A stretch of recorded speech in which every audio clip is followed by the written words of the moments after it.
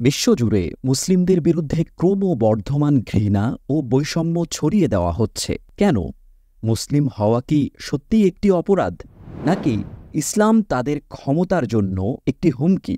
Islamophobia in the western world এমন একটি বই যা আপনার সামনে উন্মোচন করে দিবে এক গোপন ষড়যন্ত্রের নীল নকশা। ইসলামকে মোকাবেলার নানা পশ্চিমা পন্থা ও পদ্ধতি খোদ পশ্চিমা গবেষকদের বয়ানেই উঠে এসেছে এই বইয়ে। পশ্চিমারা কিভাবে ইসলামকে নিশ্চিহ্ন করতে চায়, তারা সত্যিকার ইসলামী আদর্শকে কেন এত ভয় পায়, মডারেট ইসলাম কি, এবং পশ্চিমারা কেন ইসলামের মডারেট ভার্সনকে মুসলিম দেশগুলোতে ছড়িয়ে দিতে চাইছে, কিভাবে তারা চরমপন্থা দমনের নামে একে আরও উস্কে দিচ্ছে।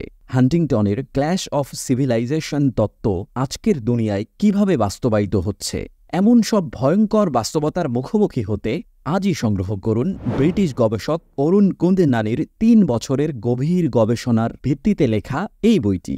অর্ডার করতে শপ নাও বাটনে ক্লিক করুন অথবা কল করুন এই নাম্বারে।